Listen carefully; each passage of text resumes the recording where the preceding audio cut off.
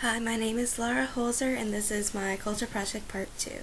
For this part, I interviewed Erin, and we had a lot of similarities between the two of us. Some of them are we are both white, we are both going to college, we both come from middle-class families.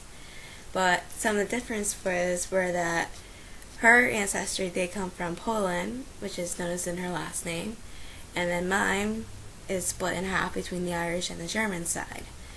Also, what's more noticeable is that I happen to be more in touch with my ancestry roots, in which every holiday we will bring out the old family recipes that come from generation and generation goes from Germany, and also with my Irish dancing is how I keep in touch with my Irish side. But besides that, we also have similarities in social media use, and that is we both prefer to use Facebook. And one of the great reasons about Facebook is that it allows us the chance to be able to connect with others without having to be within the same range. So we could be as far apart, distance doesn't matter, we're still able to stay in touch with them and see what they're doing and how they're doing. And another feature that we liked was that we can easily get information about what we like. So for Erin, for example, she really likes to go to bands and listen to her favorite musicians. So Facebook was a great way to see when their concert dates are and if there's any deals going on with tickets and stuff. For me, I like to keep in touch with the dance side, and this is a great way for me to get information about when competitions open up, the results are that my friends have gotten, and a great way to see what kind of deals are going on with costumes and their accessories. Another example that Erin uses, she also uses Instagram. And that's also another great way, again, to be able to communicate with her friends and see what they're doing. Though I personally don't use Instagram, a lot of my friends do, and they have it hooked up to the Facebook, so I'm still able to kind of get that same experience of being able to communicate with my friends and see what they're doing through Facebook to their Instagram account. And so by learning the information, we had to do an interview, and we found that the best way to do this was to make a phone call.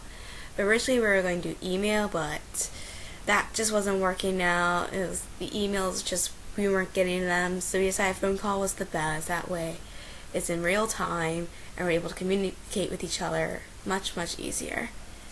And so with this is an example that one of the authors from the article used, which was Mata Samuto, when she would ask questions about the different generations and about their histories of the Japanese American, because you were able to observe this to happen because this happened years ago.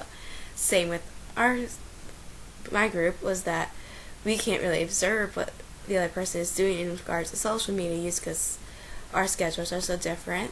And so with the interview, it allowed us to answer questions, and since Erin and I had a lot of the same similarities, I was really able to ask questions that were more in depth and more specific, and also I was able to understand more of her answers better because I can make that connection with my experiences.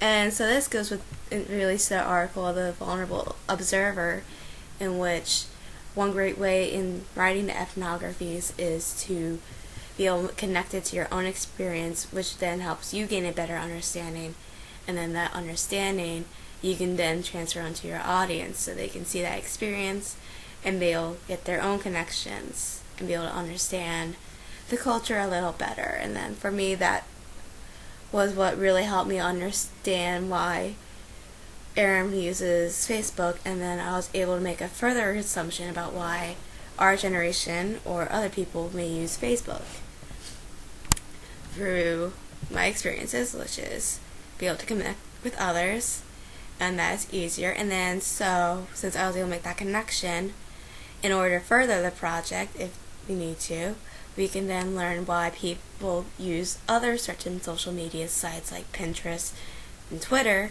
instead of Facebook. And just by, again, maybe observing, if you can't, you can ask questions, make a connection to your own experience that helps you gain a better understanding. With that better understanding, you're then better able to explain why and make inferences and assumptions about why people in that culture may do what they do,